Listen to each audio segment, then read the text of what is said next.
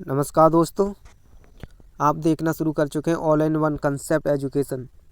आज की वीडियो में हम 6 क्लास की ज्योग्राफी के चैप्टर वाइज क्वेश्चन सॉल्व करेंगे, जिसमें से पहला चैप्टर है सौरमंडल में पृथ्वी। इस चैप्टर का ये पहला क्वेश्चन है, निम्न में से कौन से खगोलीय पिंड हैं? तो खगोलीय पिंड कौन कौन से? सूर्य, चंद्रमा, पृथ्वी, उल्कापिंड, ये सभी क्या हैं? खगोलीय पिंड हैं। इसीलिए इसका उपरोक्त सभी ऑप्शन डी राइट हो जाएगा। अगला क्वेश्चन देखेंगे, किन खगोलीय पिंडों को तारा कहते हैं? तो हम जानते हैं उन खगोलीय पिंडों को तारा कहते हैं जिनके पास अपनी ऊष्मा तथा प्रकाश होता है। इसीलिए इसका ऑप्शन बी राइट हो जाएगा। अगला क्वेश्चन देखेंगे, तारों के विभिन्न समूहों के द्वारा बनाई गई विविध आकृतियाँ क्या कहलाती हैं? तो तारों के समूह के द्वारा जो विविध आकृतियाँ बनाई जाती हैं उसको हम नक्षत्र मंडल कहते हैं। इसलिए इसका ऑप्शन डी राइट आंसर हो जाएगा। अगला क्वेश्चन देखेंगे, अंतरिक्ष से संबंधित अर्सा मेजर और बिग बियर का संबंध किससे है? तो अर्सा मेजर और या बिग बियर को हम सप्तऋषि के नाम से भी जानते हैं, जो 7 तारों का समूह होता है। इसका संबंध नक्षत्र मंडल से होता है, इसलिए इसका ऑप्शन बी राइट आंसर हो जाएगा। अगला क्वेश्चन देखेंगे, किन खगोलीय पिंडों को ग्रह कहा जाता है? तो अभी हमने बताया जिनके पास ऊष्मा तथा प्रकाश नहीं होता है उसे हम क्या कहते हैं? ग्रह। इसीलिए इसका ऑप्शन सी राइट हो जाएगा। और जिनके पास ऊष्मा तथा प्रकाश होता है उसे हम कहते हैं तारा। तो इसका ऑप्शन सी राइट आंसर हो जाएगा। अगला क्वेश्चन देखें, निम्नलिखित कथनों पर विचार कीजिए। पृथ्वी एक ग्रह तथा यह अपना संपूर्ण प्रकाश एवं ऊष्मा सूर्य से प्राप्त करती है। एकदम राइट आंसर हो जाएगा। पृथ्वी सूर्य से दूरी के हिसाब से चौथा ग्रह तथा आकार में तीसरा ग्रह है। ये गलत हो जाएगा, क्योंकि दूरी के हिसाब से कौन सा ग्रह होता है? ये तीसरा ग्रह। तो पहले बुध, दूसरा शुक्र, तीसरा पृथ्वी, चौथा मंगल, इसी क्रम में चलते हैं। और आकार में ये तीसरा नहीं बल्कि ये होता है 5वां ग्रह। कितना? 5वां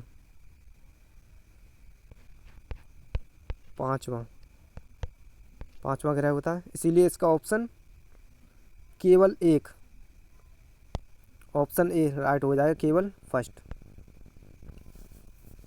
अगला क्वेश्चन देखेंगे, सूर्य से बढ़ती हुई दूरी के आधार पर ग्रहों का सही क्रम चुनिए। तो सबसे पहले अभी हमने बताया, सबसे पहले सूर्य के नज़दीक बुध होता है, फिर शुक्र, उसके बाद पृथ्वी, उसके बाद मंगल। इसीलिए इसका ऑप्शन डी राइट आंसर हो जाएगा। हम इन सभी को बुध, शुक्र, पृथ्वी, मंगल को आंतरिक ग्रह भी कहते हैं। अगला क्वेश्चन देखेंगे, नीचे दिए गए ग्रहों में से कौन से आंतरिक ग्रह हैं?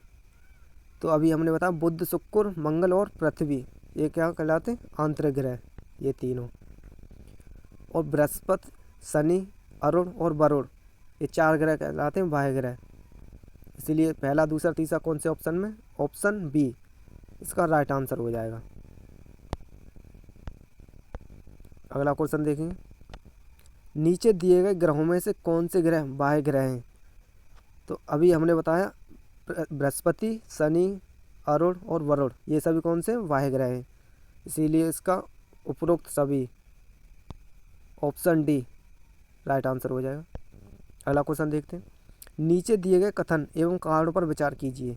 कथन, बुध का सूर्य के चारों ओर परिक्रमण काल सौरमंडल के सभी ग्रहों में सबसे कम है। राइट। कारण देखें, बुध सूर्य के सबसे नज़दीक ग्रह है। कारण एकदम सही है, क्योंकि बुध सूर्य के सबसे नज़दीक होने के कारण ही परिक्रमण करने में कम समय लेता है। इसीलिए इसका कथन और कारण दोनों सही हैं तथा कारण कथन की सही व्याख्या करता है। ऑप्शन ए राइट आंसर हो जाएगा। अगला क्वेश्चन देखेंगे, सौरमंडल में किन 2 ग्रहों के बीच क्षुद्र ग्रह पट्टी पाई जाती है? क्या? क्षुद्र ग्रह पट्टी। तो क्षुद्र ग्रह पट्टी पाई जाती है मंगल और बृहस्पति के बीच। इसलिए इसका ऑप्शन डी राइट आंसर हो जाएगा। अगला क्वेश्चन देखें, हमारे सौरमंडल में सूर्य से सबसे दूर कौन सा ग्रह अवस्थित है? तो सौरमंडल में सबसे स्थित होता है वरुण यानी नेपच्यून, इसलिए इसका ऑप्शन बी राइट आंसर हो जाएगा। अगला क्वेश्चन देखेंगे, नीचे दिए गए कथन एवं कारणों पर विचार कीजिए। कथन, पृथ्वी के आकार को भू आप भी कहा जाता है। कारण, पृथ्वी ध्रुवों के पास थोड़ी चपटी है। इसमें कथन और कारण दोनों सही है, क्योंकि पृथ्वी ध्रुवों के पास थोड़ी चपटी होने के कारण ही उसके आकार को भू आप कहा जाता है। इसीलिए इसका ऑप्शन ए कथन सही है एवं कारण भी सही है, तथा कारण कथन की सही व्याख्या करता है, इसलिए ऑप्शन ए राइट आंसर हो जाएगा। अगला क्वेश्चन देखेंगे, नीचे दिए गए कथनों में से कौन सा या से कथन सत्य हैं। तो पहला कथन, अंतरिक्ष से देखने पर पृथ्वी हरे रंग की दिखाई देती है, ये गलत हो जाएगा, क्योंकि हरे रंग की नहीं देती है बल्कि कैसी देती है, नीले रंग की, नीले रंग की दिखाई देती है, इसलिए ये गलत हो जाएगा। दूसरा देखेंगे, पृथ्वी का हरा रंग नहीं होता बल्कि कैसा होता है, नीला, हमें यहाँ के वनों के कारण दिखाई देता है।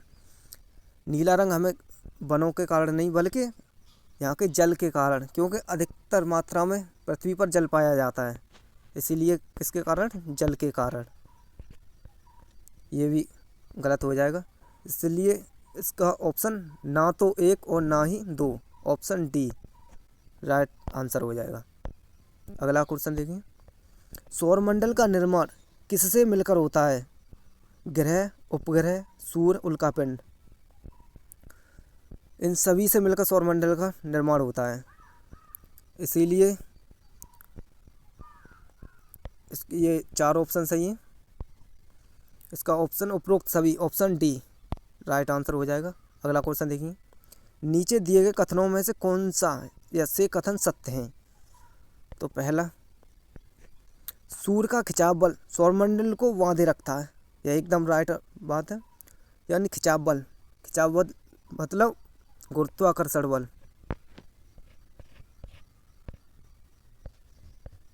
गुरुत्वाकर्षण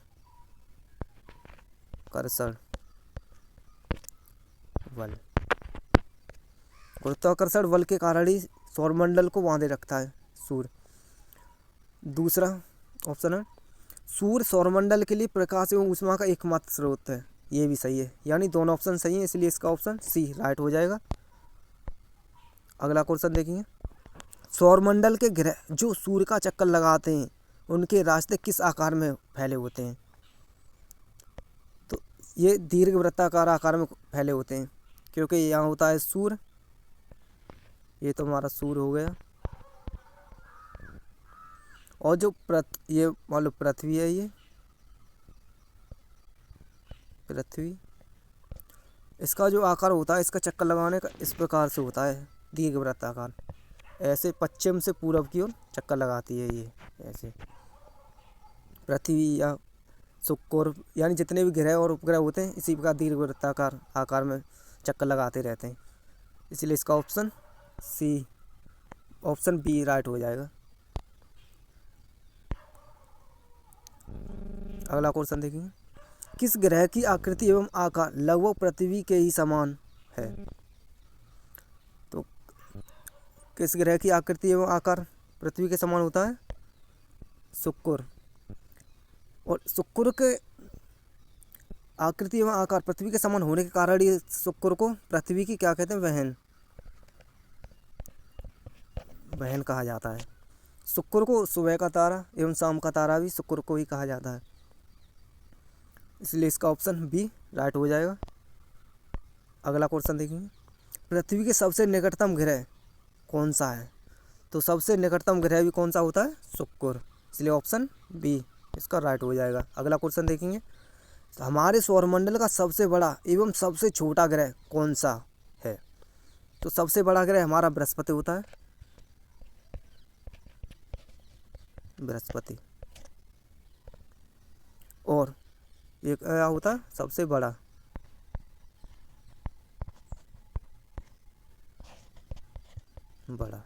और सबसे छोटा कौन सा हो जाएगा, बुध,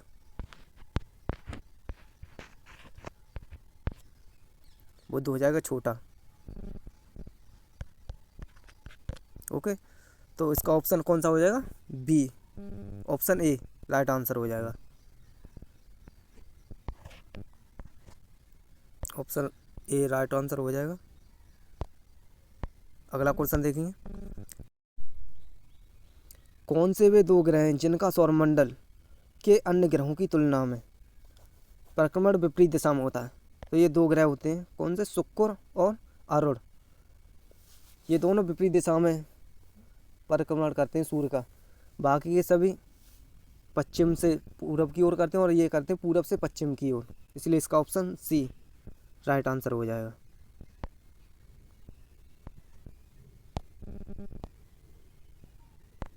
अगला क्वेश्चन देखेंगे, हमारे सौरमंडल में किन ग्रहों के पास एक भी चंद्रमा नहीं है? तो एक भी चंद्रमा बुध और शुक्र के पास नहीं है, बाकी के पास सबके पास एक दो चंद्रमा है, बुध और शुक्र। तो ऑप्शन पहला और तीसरा कौन से में? ऑप्शन डी इसका राइट आंसर हो जाएगा। अगला क्वेश्चन देखेंगे, नीचे दिए गए ग्रहों में सबसे अधिक चंद्रमा प्राकृतिक उपग्रह किसके पास हैं? सबसे अधिक प्राकृतिक ग्रह बृहस्पति के पास में, सबसे अधिक कितने? 62। शनि के पास है 62 और इसके पास है 67 प्राकृतिक। तो इसका ऑप्शन बी राइट आंसर हो जाएगा। अगला क्वेश्चन देखिए, नीचे दिए गए कथनों में से कौन से या कथन सत्य हैं? उपग्रह अपने ग्रहों की परिक्रमा करते हैं, साथ ही साथ सूर्य की भी परिक्रमा करते हैं, ये एकदम राइट हो जाएगा। दूसरा, पृथ्वी के उपग्रह चंद्रमा का व्यास पृथ्वी के व्यास से आधा है, ये पृथ्वी के व्यास से आधा है, ये ऑप्शन गलत हो जाएगा। बल्कि आधा नहीं है, बल्कि 1/3 है। कितना? 1/3 चंद्रमा का व्यास, इसलिए इसका ऑप्शन केवल फर्स्ट यानी ऑप्शन ए राइट आंसर हो जाएगा। अगला क्वेश्चन देखेंगे, प्राचीन भारत के प्रसिद्ध खगोल शास्त्री थे, प्राचीन भारत के प्रसिद्ध खगोल शास्त्री कौन थे? आर्यभट्ट। अगला क्वेश्चन देखेंगे, नीचे दिए गए कथन एवं कारण पर विचार कीजिए। कथन, पृथ्वी से हमें चंद्रमा का केवल एक ही भाग दिखाई देता है, ये एकदम राइट बात है। और कारण, चंद्रमा के द्वारा पृथ्वी का एक चक्कर पूरा करने में लगने वाला समय अपने अक्ष पर एक चक्कर पूरा करने में लगने वाले समय से अधिक है, ये गलत हो जाएगा। समय से अधिक नहीं बल्कि कितना होता है? बराबर होता है, बराबर। यानी चंद्रमा का चंद्रमा का परिक्रमण काल और अपने अक्ष पर घूर्णन काल बराबर होते हैं। इसी कारण से हमें पृथ्वी से देखने पर चंद्रमा का आधा ही भाग दिखाई देता है, लगभग कितना होता है? 27 दिन।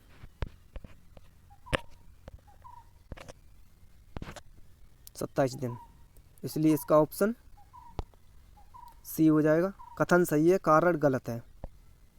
अगला प्रश्न देखेंगे, नीचे दिए गए कथनों पर विचार कीजिए। सूर्य के चारों ओर चक्कर लगाने वाले पत्थरों के छोटे छोटे टुकड़ों को उल्कापिंड कहते हैं, ये एकदम सही है। खुले आकार में फैली एक छोर से दूसरे छोर तक चौड़ी सफ़ेद पट्टी जो कि लाखों तारों का समूह होता है, इसे आकाशगंगा कहते हैं, ये भी सही है एकदम। इन दोनों ऑप्शन सही है। और हमारा सौरमंडल आकाशगंगा का ही एक भाग होता है, यानी आकाशगंगा, ये बहुत सारी आकाशगंगाएं हो जाएंगी और इसी के अंदर आता है हमारा सौरमंडल, और सौरमंडल के अंतर्गत आती है हमारी पृथ्वी, इसलिए इसका ऑप्शन दोनों राइट आंसर हो जाएगा।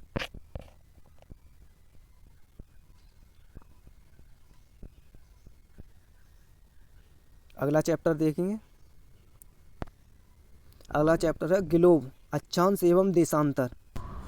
इस चैप्टर का ये पहला क्वेश्चन है, विषुवत वृत्त के संदर्भ में नीचे दिए गए कथनों पर विचार कीजिए। विषुवत वृत्त 0 डिग्री अक्षांश को प्रदर्शित करता है, एकदम राइट हो जाएगा। दूसरा है विषुवत वृत्त का प्रत्येक बिंदु दोनों ध्रुवों से समान दूरी पर होता है, ये भी सही हो जाएगा। अगला तीसरा है विषुवत वृत्त से उत्तर या दक्षिण की कोणीय दूरी की माप को देशांतर कहते हैं, ये गलत हो जाएगा क्योंकि इसको देशांतर नहीं कहते हैं, अक्षांश रेखाएं कहते हैं, अक्षांश। ओके, इसलिए इसका ऑप्शन पहला और दूसरा राइट है, यानी ऑप्शन ए राइट आंसर हो जाएगा। अगला क्वेश्चन देखेंगे, किन बिंदु को आधारभूत संदर्भ बिंदु कहते हैं? तो आधारभूत संदर्भ बिंदु उत्तरी ध्रुव और दक्षिणी ध्रुव दोनों को कहते हैं, इसलिए इसका ऑप्शन सी राइट आंसर हो जाएगा।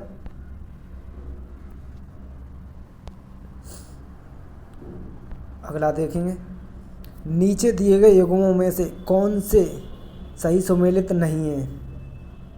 ये कह रहा है सही सुमेलित नहीं है।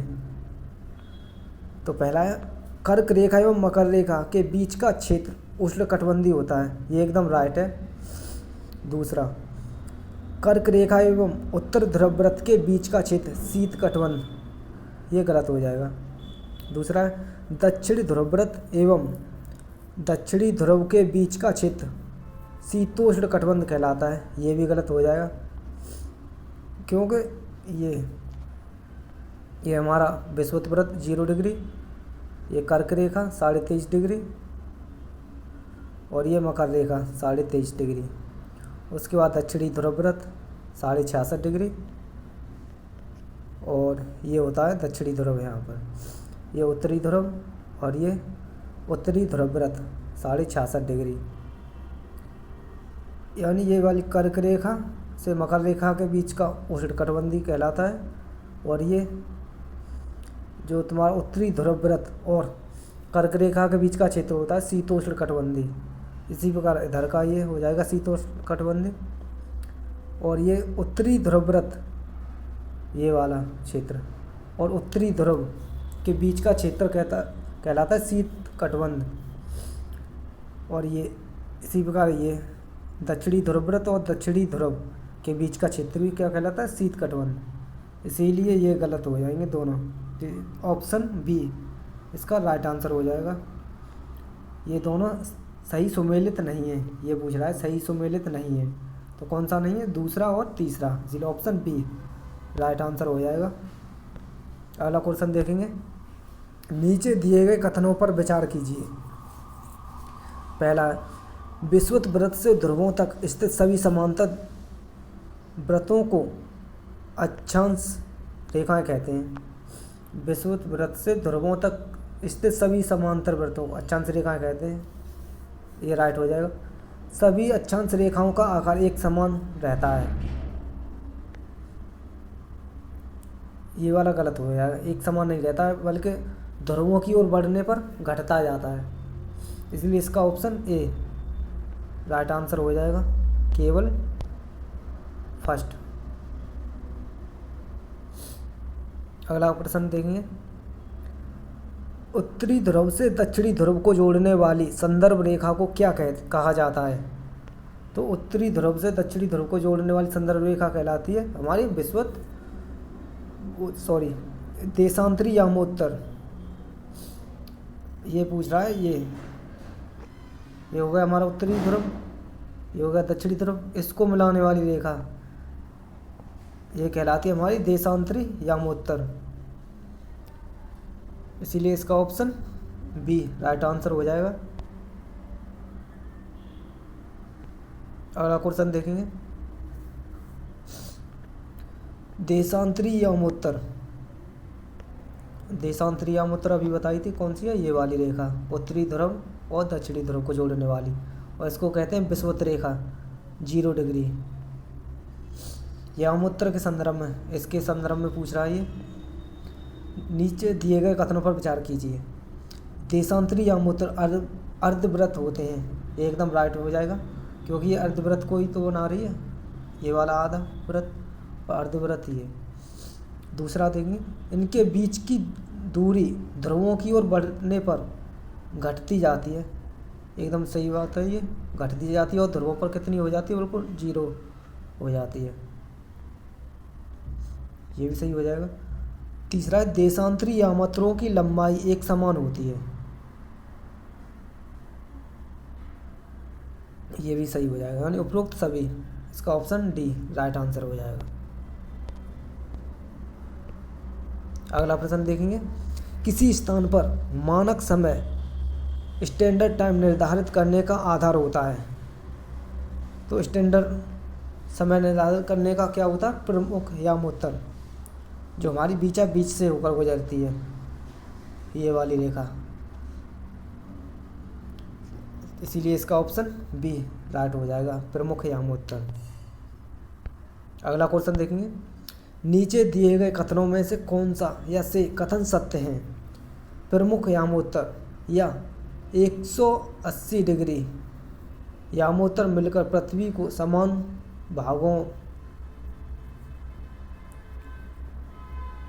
भागों पूर्वी गोलार्ध एवं पश्चिमी गोलार्ध में विभक्त करती है। ये एकदम राइट आंसर हो जाएगा, क्योंकि अभी हमने बताया ये कौन सी होती है, ये होती है प्रमुख यामोत्तर। ये हो जाएगा पूर्वी गोलार्ध, ये हो जाएगा पश्चिमी गोलार्ध, ये और ये 180 डिग्री हो जाएगा ये, इसलिए इसका ऑप्शन ए फर्स्ट राइट हो जाएगा। दूसरा 180 डिग्री पूर्व और 180 डिग्री पश्चिम, ये वाला 180 डिग्री और 180 डिग्री ये पश्चिम यामोत्तर एक ही रेखा पर स्थित है। सही बात है, बिल्कुल यही तो है सब दोनों की, इसलिए ये भी सही हो जाएगा। इसलिए ऑप्शन सी इसका राइट आंसर हो जाएगा, पहला और दूसरा दोनों।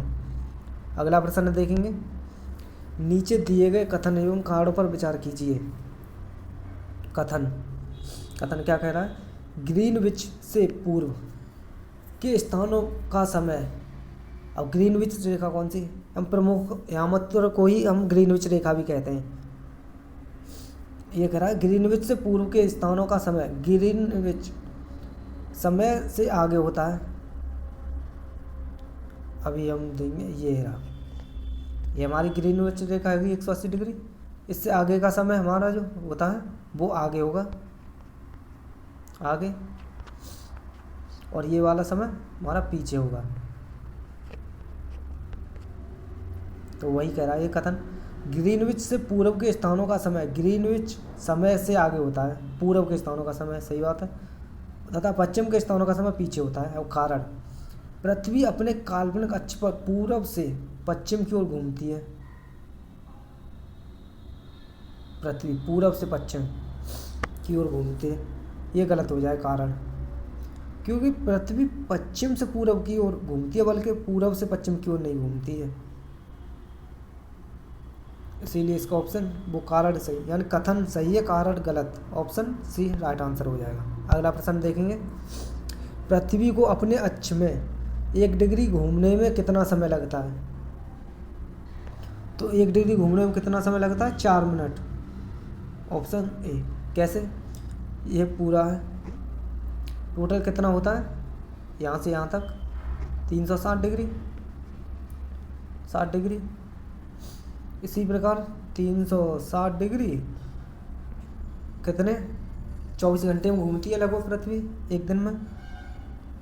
तो टोटल हो जाएगा हमारा 24 घंटों में कितने, 1 घंटे में 60 मिनट इंटू 60 मिनट में 60 सेकंड, यानी 3600। तो 0 से 0 कट, 6 छंग 36।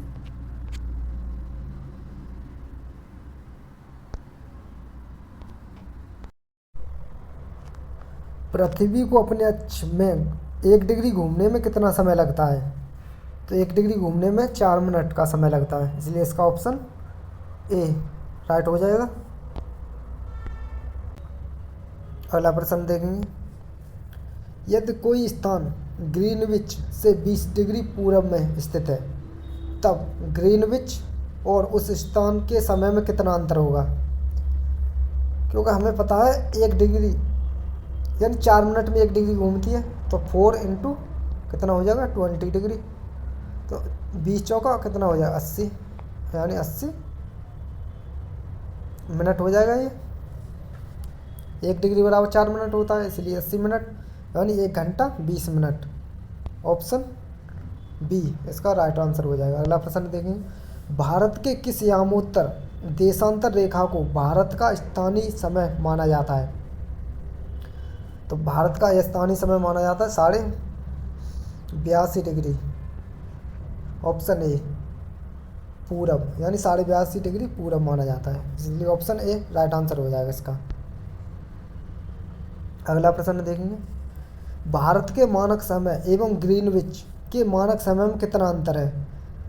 तो ये 5.5 घंटे का अंतर होता है। कितना? 5 घंटा 30 मिनट आगे। ऑप्शन ए ये वाला राइट हो जाएगा। ऑप्शन ए राइट हो जाएगा।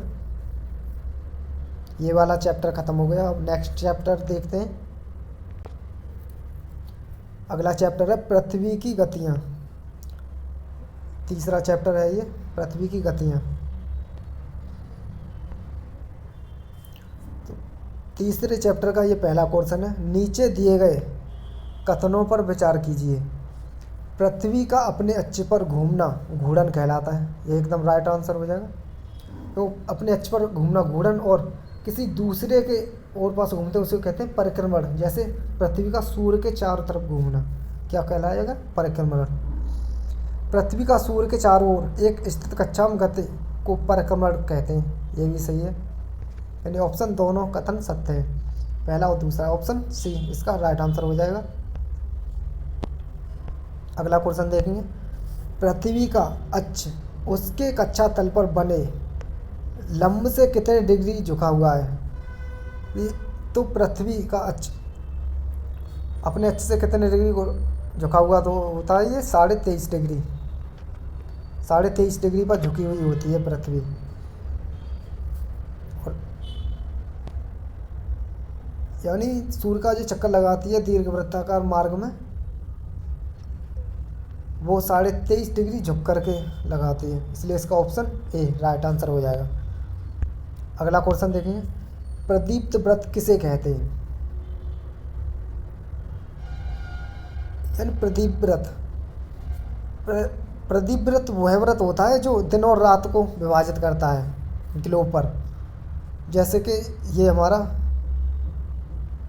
ग्लोब हो जाएगा, ये हमारा हो जाएगा प्रदीप व्रत, ठीक है। ये हमारी रात हो गई, इधर ये रात हो गई, और ये दिन। आधे में दिन होता है, आधे में क्या हो जाएगी? रात। तो प्रदीप व्रत क्या करता है? हम दिन और रात को विभाजित करता है, इसीलिए इसका ऑप्शन सी ग्लोब है व्रत जो दिन और रात को विभाजित करेगा। ऑप्शन सी राइट आंसर हो जाएगा। अगला क्वेश्चन देखेंगे, ऋतुओं में परिवर्तन का कारण होता है। ऋतुओं में परिवर्तन का कारण होता है सूर्य के और पृथ्वी की स्थिति में परिवर्तन। ऑप्शन ए इसका राइट आंसर हो जाएगा, क्योंकि पृथ्वी ये हमारा सूर्य का एक चक्कर लगाने में 365 दिन लेती है लगभग। तो जिस वजह से जैसे पृथ्वी घूमती जाती है उसी प्रकार से उसका ये हमारा हो गया ये सूर्य, और पृथ्वी ये चक्कर लगा रही है इधर से घूमते हुए, घूमती जा रही। जैसे ही ये घूमती जाएगी और वैसे इसकी ऋतुओं में परिवर्तन होता जाता है, इसकी पृथ्वी की स्थिति के परिवर्तन के कारण, इसलिए उसका ऑप्शन ए राइट हो जाएगा। अगला क्वेश्चन देखेंगे, 21 जून को पृथ्वी का उत्तरी गोलार्ध सूर्य की तरफ झुका होता है। सही बात है। सूर्य की किरणें कर्क रेखा पर सीधी पड़ती हैं, इसके परिणाम स्वरूप ऊष्मा अधिक प्राप्त होती है। इस क्षेत्रों में सबसे लंबा दिन तथा सबसे छोटी रातें होती हैं। पृथ्वी की इस अवस्था को कहते हैं, इस अवस्था को हम कहते हैं जब पृथ्वी का उत्तरी गोलार्ध में सूर्य की तरफ झुका होता है तो उसे कहते हैं हम उत्तरी आयनात। यदि दक्षिण में झुका हुआ होगा तो उसे कहेंगे हम दक्षिणी आयनात, इसलिए इसका ऑप्शन ए राइट आंसर हो जाएगा। अगला प्रश्न देखेंगे, कह रहा है दक्षिणी आयनात। दक्षिणी आयनात के संदर्भ में दक्षिणी ध्रुव सूर्य की ओर झुका होता है, राइट आंसर हो जाएगा। यानी सूर्य दक्षिणी ध्रुव की ओर झुका हुआ होता है। दूसरा, सूर्य की किरणें मकर रेखा पर सीधी पड़ती हैं, यह भी बात सही है। दक्षिणी गोलार्ध पर छोटे दिन व लंबी रातें वाली ऋतुएं होती हैं, ये गलत हो जाएगा। क्योंकि छोटे दिन नहीं बल्कि बड़ा दिन एवं छोटी रातों वाली ऋतुएं होती हैं। जिस तरफ झुक जाता है उसी की तरफ लंबे दिन हो जाते हैं, इसलिए ये वाला ऑप्शन गलत हो, यानी पहला और दूसरा राइट आंसर है किसमें, ऑप्शन सी में। इसका ऑप्शन सी राइट आंसर हो जाएगा। अगला क्वेश्चन देखेंगे, विषुव के संदर्भ में नीचे दिए गए कथन में से कौन से सत्य हैं। तो पहला है, इस अवस्था में सूर्य की किरणें विषुवत वृत्त पर सीधी पड़ती हैं। दूसरा, पूरी पृथ्वी पर दिन और रात बराबर होते हैं, सही बात है। जब विषुवत वृत्त, हमारा विषुवत वृत्त का यही तो है विषुवत वृत्त 0 डिग्री, जब इस पर सीधी पड़ेंगी सूर्य की किरणें तो हमारे बराबर के दिन होंगे, यानी दोनों तरफ, यानी दक्षिणी गोलार्ध में और उत्तरी गोलार्ध दोनों में बराबर प्रकाश जाएगा। इसी वजह से हमारी पृथ्वी पर दिन और रात समान होते हैं, इसीलिए दूसरा भी ऑप्शन सही हो जाएगा। कोई भी ध्रुव सूर्य की ओर नहीं झुका होता है, सही बात है, ना तो उत्तरी ध्रुव झुका होता है ना दक्षिणी ध्रुव, इसीलिए तो विषुवत रेखा पर यानी सीधी पड़ती हैं, इसलिए इसका ऑप्शन ये तीनों उपरोक्त सभी राइट आंसर हो जाएगा। अगला प्रश्न देखेंगे, लीप वर्ष में कितने दिन होते हैं। तो लीप वर्ष में क्या होता है, सिर्फ यानी साधारण साल होती है हमारी 365 दिन की, वही लीप वर्ष में एक दिन बढ़ जाता है। क्यों बढ़ जाता है, क्योंकि फरवरी 28 दिन की होती है तो वो साधारण वर्ष होती है, वही जब फरवरी 29 दिन की हो जाती है वही लीप वर्ष हो जाती है, इसलिए कितने दिन हो जाते हैं उसमें 366 दिन। ऑप्शन बी इसका राइट आंसर हो जाएगा, कितने 366 दिन। अगला प्रश्न देखेंगे, ये चैप्टर खत्म हो गया, अगला चैप्टर आएगा। अगला चैप्टर है हमारा चैप्टर नंबर 4, मानचित्र। इसके प्रश्न देखेंगे, चैप्टर नंबर 4 का ये पहला क्वेश्चन है, भौतिक मानचित्र में किन्हें शामिल किया जाता है। तो भौतिक मानचित्र पर्वत, पठार, मैदान और महासागर, इन सभी को भौतिक मानचित्र में शामिल किया जाता है। जबकि ऑप्शन 5वां है, देश एवं राज्य की सीमाओं को, इसके लिए राजनीतिक, किसमें, राजनीतिक मानचित्र में शामिल किया जाता है, इसीलिए इसका ऑप्शन 1 2 3 4 ऑप्शन सी इसका राइट आंसर हो जाएगा। अगला प्रश्न देखेंगे, राज्यों, नगरों, शहरों तथा गांवों और विश्व के विभिन्न देशों व राज्यों तथा उनकी सीमाओं को दर्शाने वाले मानचित्र को कहते हैं। अभी हमने बताया सीमाओं को दर्शाने वाले मानचित्र को क्या कहते हैं हम, राजनीतिक मानचित्र। तो ऑप्शन बी इसका राइट आंसर हो जाएगा। अगला क्वेश्चन देखेंगे, थीमेटिक मानचित्र। मानचित्र कितने प्रकार के हुए, 3 प्रकार के, कौन कौन से, भौतिक मानचित्र, राजनीतिक मानचित्र और थीमेटिक मानचित्र। तो थीमेटिक में क्या होता है, सड़क, वर्षा, वन तथा उद्योग को दर्शाने वाले मानचित्र को हम क्या कहते हैं, थीमेटिक मानचित्र, इसलिए ये तीनों ऑप्शन क्या हो जाएंगे, राइट हो जाएंगे। ऑप्शन यानी उपरोक्त सभी, ऑप्शन डी इसका राइट आंसर हो जाएगा। अगला प्रश्न देखेंगे, मानचित्र के संदर्भ में किन दिशाओं को प्रधान देवबिंदु कहा जाता है। तो मानचित्र के संदर्भ में किन दिशाओं को किन दिशाओं को प्रधान देवबिंदु कहा जाता है। तो उत्तर, दक्षिण, पूर्व, पश्चिम, इन सभी को क्या कहा जाता है, प्रधान देवबिंदु, इसीलिए इसका ऑप्शन क्या हो जाएगा, उपरोक्त सभी राइट आंसर हो जाएगा, क्योंकि ये सभी क्या, प्रधान देवबिंदु। अगला प्रश्न देखेंगे,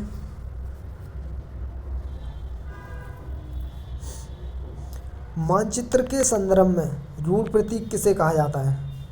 रूढ़ प्रतीक,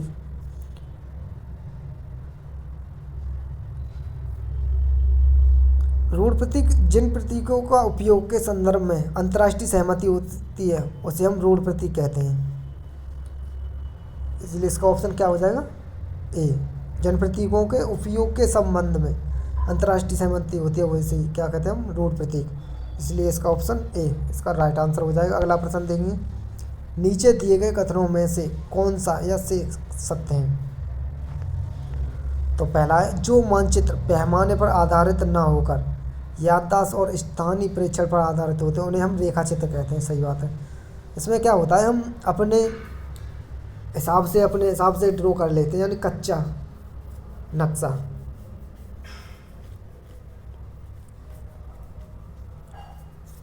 उसे क्या हम कहते हैं, रेखा चित्र।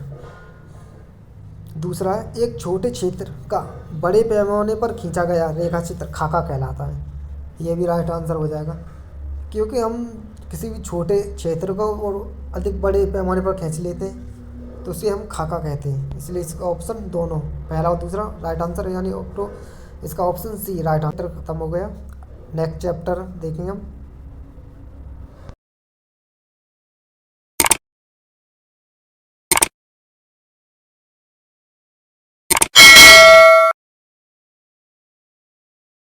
पांचवा चैप्टर है पृथ्वी के प्रमुख परमंडल। तो पांचवें चैप्टर का पहला क्वेश्चन है, जलमंडल में जल की कौन कौन सी अवस्थाओं को शामिल किया जाता है। तो जल, बर्फ, जल वाष्प, इन सभी को जलमंडल में शामिल किया जाता है। इसलिए इसका ऑप्शन डी उपरोक्त सभी राइट आंसर हो जाएगा। अगला प्रश्न देखेंगे, जैवमंडल के अंतर्गत कौन कौन से परमंडल शामिल होते हैं। तो जैवमंडल में हमारे स्थलमंडल, जलमंडल और वायुमंडल सभी को शामिल किया जाता है। इसलिए इसका ऑप्शन डी राइट आंसर हो जाएगा। अगला प्रश्न देखेंगे, विश्व का सबसे ऊंचा शिखर कौन सा है। तो सबसे ऊंचा शिखर होता है हमारा माउंट एवरेस्ट। सबसे ऊंचा होता है माउंट एवरेस्ट। कितना होता है, 8,848 मीटर। वहीं केट होता है हमारा 8,611 मीटर। वहीं कंचनजंगा होता है हमारा 8,556 मीटर। इसीलिए इसका ऑप्शन बी राइट आंसर हो जाएगा। अगला प्रश्न देखेंगे, विश्व का सबसे गहरा भाग किस महासागर में स्थित है। तो विश्व का सबसे गहरा भाग होता है मेरियाना गर्त, जो स्थित है प्रशांत महासागर में। मेरियाना गर्त कितना, 11,022 किलोमीटर गहरा भाग होता है। प्रशांत महासागर का भाग होता है ये मेरियाना गर्त।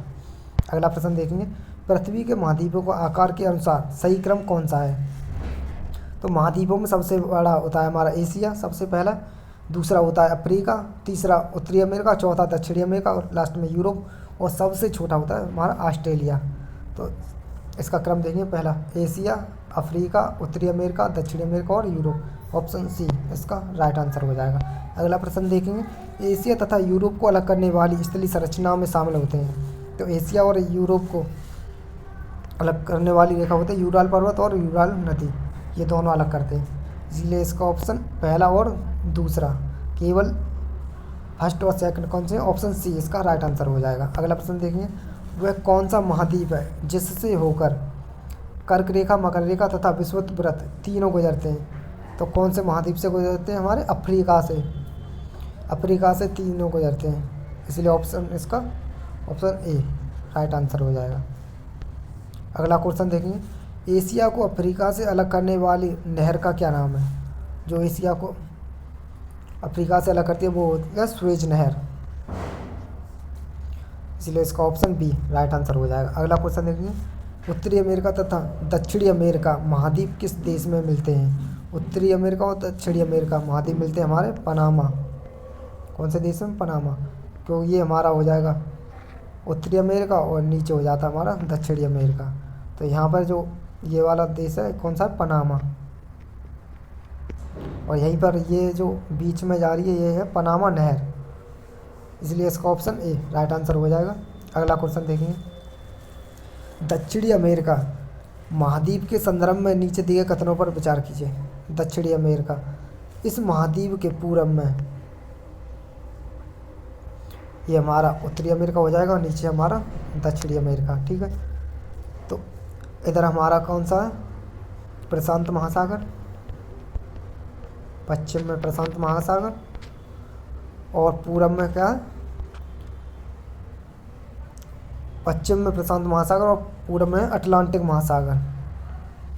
तो पहला क्वेश्चन क्या करा है, इस महाद्वीप के पूरब में प्रशांत महासागर तथा पश्चिम में अटलांटिक, ये उल्टा कह रहा है, बल्कि पूरब में अटलांटिक है, पश्चिम में कौन सा है, प्रशांत महासागर। ये वाला गलत हो जाएगा। दूसरा देखेंगे, विश्व की सबसे लंबी पर्वत श्रृंखला एंडीज इसके उत्तर से लेकर दक्षिण की ओर फैली है। सही बात है, इसमें ये इस प्रकार से फैली हुई होती है लंबी लंबी, उत्तर से दक्षिण की ओर। कौन सी श्रृंखला होती है, एंडीज श्रृंखला, जिसका सबसे ऊंचा भाग होता है एकांका गोवा, एकांका गोवा। तीसरा ऑप्शन है इस महाद्वीप में विश्व की सबसे बड़ी नदी अमेजन नदी बहती है। ये भी सही हो जाएगा ऑप्शन, यानी पहला गलत हो जाएगा, दूसरा तीसरा सही है, इसीलिए इसका ऑप्शन दूसरा तीसरा बी राइट आंसर हो जाएगा।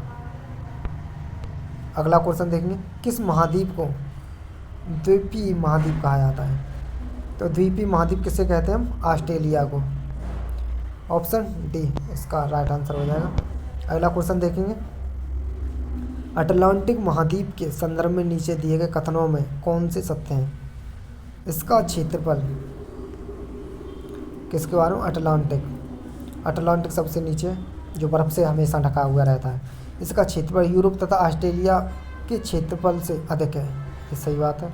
दूसरा, दक्षिणी ध्रुव इस महाद्वीप के पूर्वी किनारे पर स्थित है, ये गलत हो जाएगा, क्योंकि दक्षिणी ध्रुव तो दक्षिण में स्थित होगा ना, पूरब में थोड़ी ना होगा, इसीलिए ये गलत हो जाएगा दूसरा। तीसरा क्या है, यहाँ किसी भी प्रकार का स्थायी मानव निवास नहीं है, यह बिल्कुल राइट है, क्योंकि यहाँ पर 12 मासी यानी 12 महीना बर्फ़ से ढका हुआ रहता है, इसीलिए इसे सफ़ेद महाद्वीप भी कहते हैं। इसीलिए इसका ऑप्शन कौन सा है? पहला और तीसरा, ऑप्शन सी राइट आंसर हो जाएगा। अगला प्रश्न देखेंगे, आकार के आधार पर महासागरों का सही क्रम कौन सा है? तो सबसे बड़ा होता है हमारा प्रशांत महासागर, 1 नंबर हो जाएगा।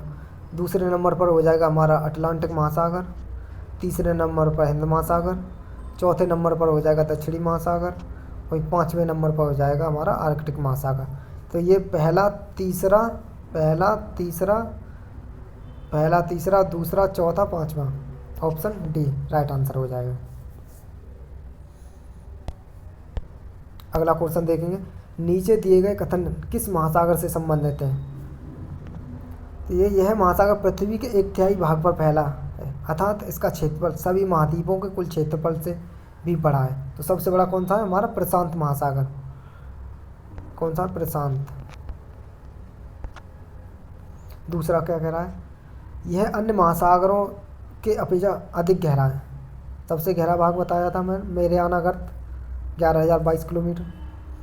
तीसरा, इस महासागर के एक ओर एशिया और दूसरी ओर ऑस्ट्रेलिया महाद्वीप है,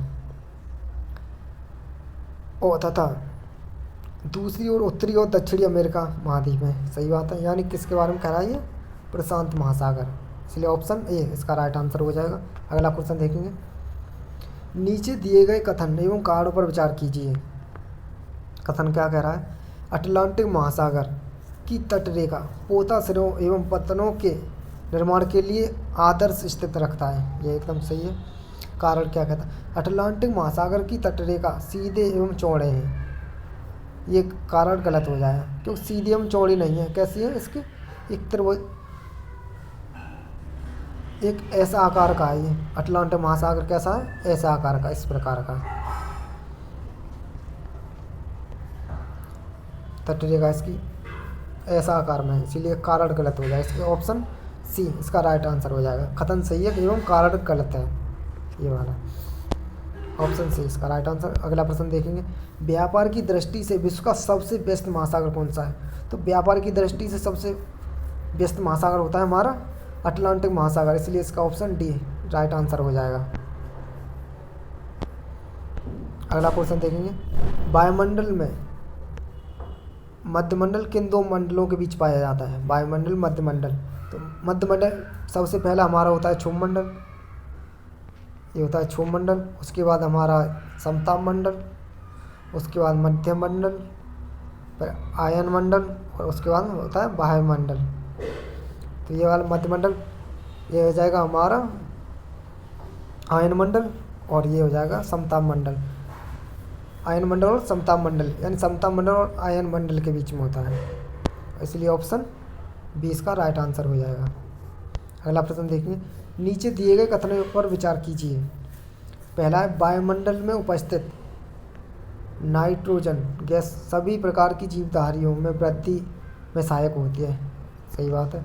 क्योंकि सभी पेड़ पौधों के लिए नाइट्रोजन की आवश्यकता होती है। दूसरा, कार्बन डाइऑक्साइड गैस पेड़ पौधों की वृद्धि में सहायक होती है, इसलिए ये भी सही हो जाएगा। इसलिए कथन दोनों सही हो जाएंगे। ऑप्शन सी इसका राइट आंसर हो जाएगा, पहला और दूसरा। चैप्टर खत्म हो गया। अगला चैप्टर देखेंगे। अगला चैप्टर है हमारा 6वां, पृथ्वी के स्तर रूप। इसका पहला क्वेश्चन देखेंगे। पृथ्वी के विभिन्न स्तर रूप उदाहरण पर्वत, घाटी, पठार एवं मैदानों का निर्माण किन प्रक्रियाओं के परिणाम स्वरूप हुआ है? तो ये आंतरिक एवं बाह्य दोनों प्रकार की प्रक्रियाओं के कारण हुआ है, इसीलिए ऑप्शन इसका सी राइट आंसर हो जाएगा। अगला क्वेश्चन देखेंगे। नीचे दिए गए कथनों में से कौन से कथन सत्य हैं? तो पहला, पृथ्वी की सतह के टूटकर घिस जाने को अपरदन कहते हैं, राइट हो जाएगा। दूसरा, पृथ्वी की नई सतहों के निर्माण की प्रक्रिया को निक्षेपण कहते हैं, इसलिए ऑप्शन सी इसका राइट आंसर हो जाएगा, एक और दो दोनों। अगला क्वेश्चन देखेंगे। विश्व की सबसे पुरानी वलित पर्वत श्रृंखला कौन सी है? तो सबसे पुरानी वलित पर्वत श्रृंखला होती है हमारी अरावली पर्वत श्रृंखला, इसीलिए इसका ऑप्शन ए राइट आंसर हो जाएगा। अगला क्वेश्चन देखेंगे। नीचे दिए गए कथनों पर विचार कीजिए। जिन पर्वतों पर हमेशा जमी रहने वाली बर्फ़ की नदियाँ होती हैं उन्हें हम हिमानी कहते हैं, राइट आंसर हो जाएगा। दूसरी देखेंगे। पर्वत के एक रेखाक्रम में व्यवस्थित होने को श्रृंखला कहा जाता है, ये भी राइट हो जाएगा, इसीलिए इसका ऑप्शन सी एक एवं दो दोनों राइट आंसर हो जाएगा। अगला क्वेश्चन देखेंगे। जिन पर्वतों की सतह ऊबड़ खाबड़ तथा शिखर शंक्वाकार होते हैं ऐसे पर्वतों को कहते हैं हम वलित पर्वत, इसीलिए इसका ऑप्शन ए राइट आंसर हो जाएगा। अगला क्वेश्चन देखेंगे। नीचे दिए गए युग्मों में से कौन से सही सुमेलित हैं? तो इसमें यूराल पर्वत, ज्वालामुखी, गलत हो जाएगा ये। दूसरा है बोसजेस पर्वत, ब्रह्मोस पर्वत है, ये राइट हो जाएगा। तीसरा माउंट किलिमंजारो, ये ज्वालामुखी पर्वत है, ये भी सही हो जाएगा।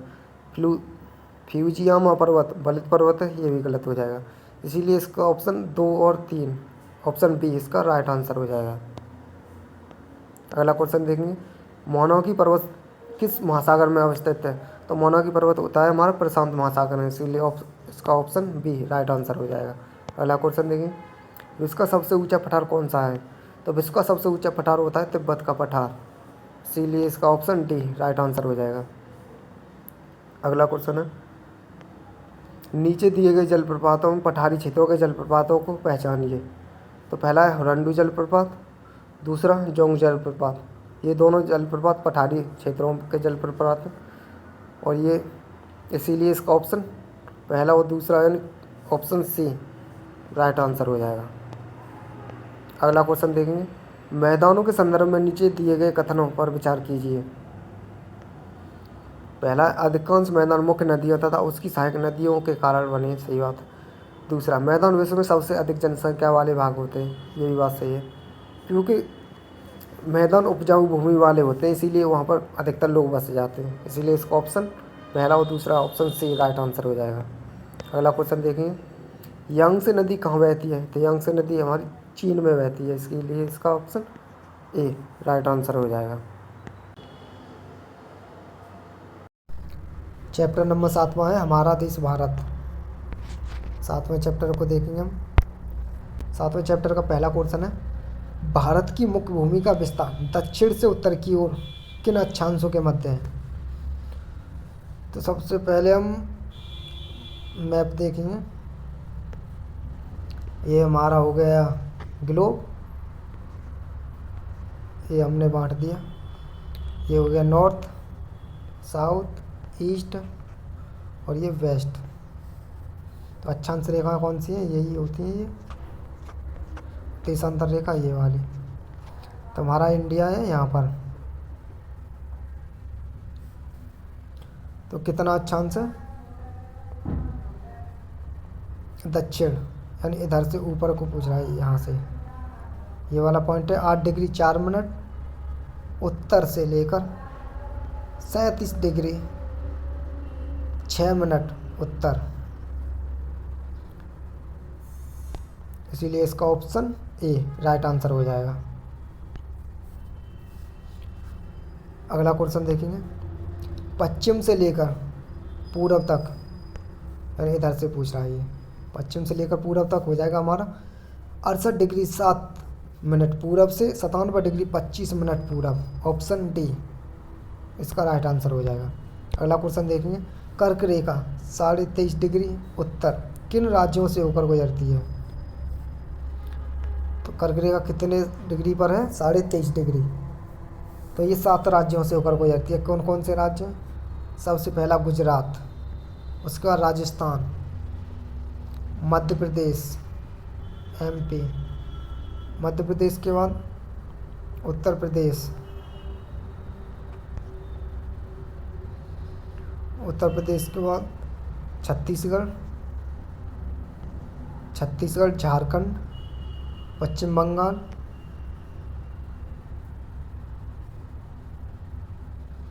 और त्रिपुरा और मिजोरम। 7 राज्यों से होकर गुजरती है, इसीलिए इसमें गुजरात, राजस्थान, त्रिपुरा, मिजोरम यानी उपरोक्त सभी राइट आंसर हो जाएंगे। इसलिए ऑप्शन डी उपरोक्त सभी इसका राइट आंसर हो जाएगा। अगला क्वेश्चन देखेंगे, भारत की स्थलीय सीमा कितने देशों के साथ जुड़ी है? भारत की स्थलीय सीमा कितने देशों के साथ जुड़ी है? 7 देशों के साथ। 7 देश कौन कौन से? पाकिस्तान, अफगानिस्तान, चीन और नेपाल, भूटान, म्यांमार और 7वां है हमारा बांग्लादेश। अगला क्वेश्चन देखेंगे, इसका ऑप्शन डी 7 राइट आंसर हो जाएगा। अगला क्वेश्चन है, भारत की सबसे लंबी स्थलीय सीमा किस देश के साथ बनती है? तो भारत की सबसे लंबी सीमा है बांग्लादेश के साथ, इसलिए उसका ऑप्शन डी राइट आंसर हो जाएगा। अगला प्रश्न देखेंगे, भारत का कौन सा राज्य 3 तरफ से अंतर्राष्ट्रीय सीमा से घिरा हुआ है? तो 3 तरफ की अंतर्राष्ट्रीय सीमा से कौन कौन से? एक तो सिक्किम घिरा हुआ है 3 तरफ से। 3 तरफ से कौन कौन से हैं? एक तरफ से भूटान, एक तरफ से नेपाल, दूसरी और तीसरी तरफ से चीन और दूसरा है त्रिपुरा। यानी ये पश्चिम बंगाल से 3 तरफ से घिरा हुआ है, इसलिए इसका ऑप्शन तीसरा और चौथा ऑप्शन सी राइट आंसर हो जाएगा। अगला क्वेश्चन देखेंगे, भारत के कितने राज्य कम से कम 2 देशों के साथ अपनी सीमा को साझा करते हैं? तो कितने देश हैं? 7 राज्य जो कम से कम 2 देशों के साथ अपनी सीमा का साझा करते हैं, इसलिए इसका ऑप्शन सी राइट आंसर हो जाएगा। अगला क्वेश्चन देखेंगे, विंध्य एवं सतपुड़ा पर्वत श्रेणी के बीच से कौन सी नदी बहती है? तो विंध्य एवं सतपुड़ा नदी के बीच से बहती है हमारी नर्मदा नदी, इसलिए ऑप्शन इसका बी राइट आंसर हो जाएगा। अगला प्रश्न देखेंगे, तापी नदी के संदर्भ में, तापी नदी के संदर्भ में कौन कौन से कथन सत्य हैं? तो पहला है, तापी नदी सतपुड़ा पर्वत श्रेणी के दक्षिण में बहती है।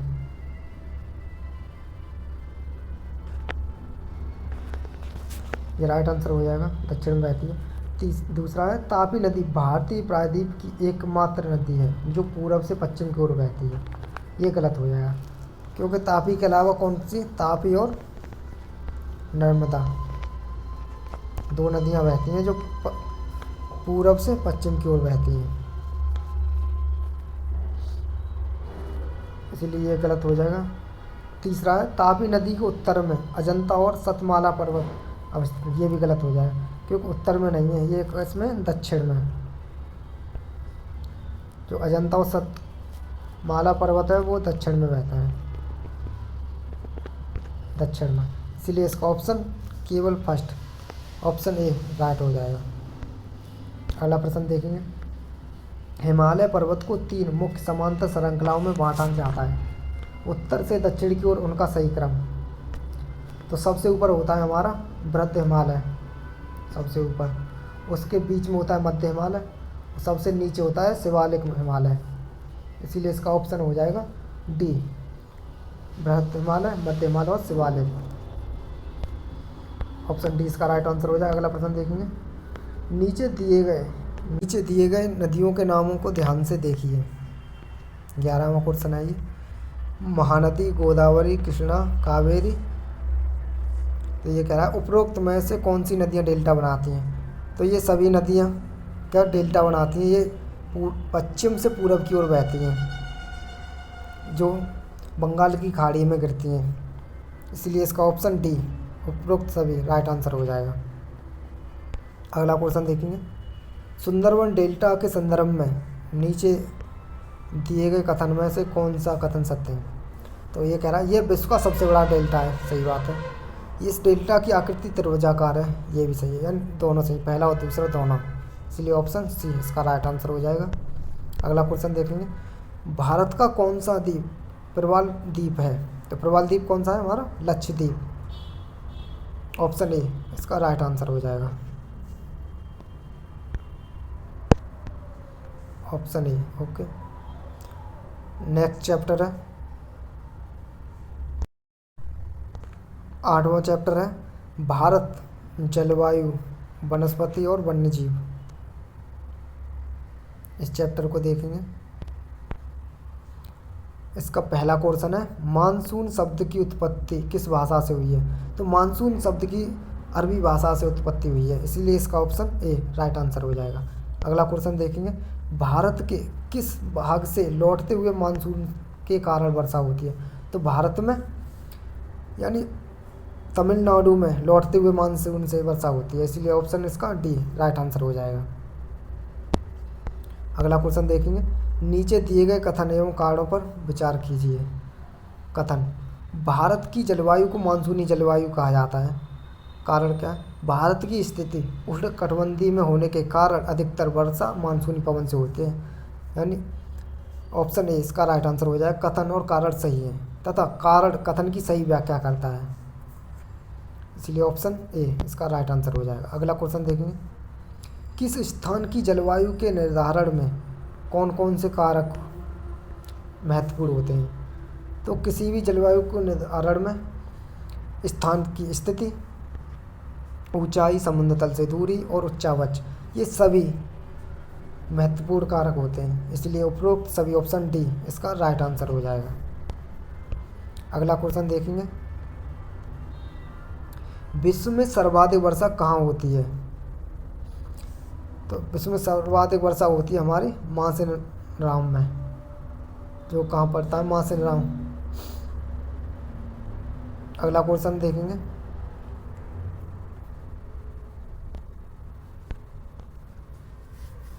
भारत में उष्णकटिबंधीय वर्षा कहाँ पाए जाते हैं। तो उष्णकटिबंधीय वर्षावन पाए जाते हैं हमारे अंडमान निकोबार, उत्तर पूर्वी राज्यों में और पश्चिमी घाट में, इन सभी जगह पाए जाते हैं। हिमालय पर्वत में आए हैं पतझड़ वन, इसलिए पहला, दूसरा, तीसरा, ऑप्शन ए इसका राइट आंसर हो जाएगा। अगला क्वेश्चन देखेंगे, अगला क्वेश्चन है ये, हमारे देश के अधिकांश भाग में किस प्रकार के वन पाए जाते हैं। तो हमारे देश में अधिकांश कैसे उष्णकटिबंधीय पतझड़ वन पाए जाते हैं, इसलिए इसका ऑप्शन बी राइट आंसर हो जाएगा। अगला क्वेश्चन देखेंगे, नीचे दिए गए कथनों में से कौन सा या से कथन सत्य हैं।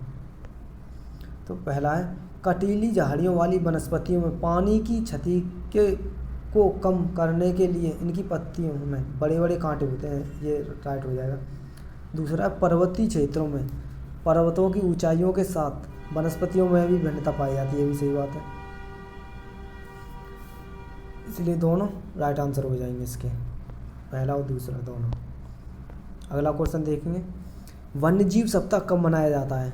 तो वन्यजीव सप्ताह अक्टूबर के पहले सप्ताह में मनाया जाता है वन्यजीव सप्ताह, इसलिए इसका ऑप्शन ए राइट आंसर हो जाएगा। अगला क्वेश्चन देखें, भारत में जंगली बकरी कहाँ पाई जाती है। तो जंगली बकरी पाई जाती है हिमालय क्षेत्र में, इसलिए इसका ऑप्शन डी राइट आंसर हो जाएगा। अगला क्वेश्चन देखेंगे, भारत में जंगली गधे का प्राकृतिक निवास स्थान कहाँ है। तो ये होता है कच्छ के रण में, जो है गुजरात में, इसीलिए इसका ऑप्शन सी राइट आंसर हो जाएगा।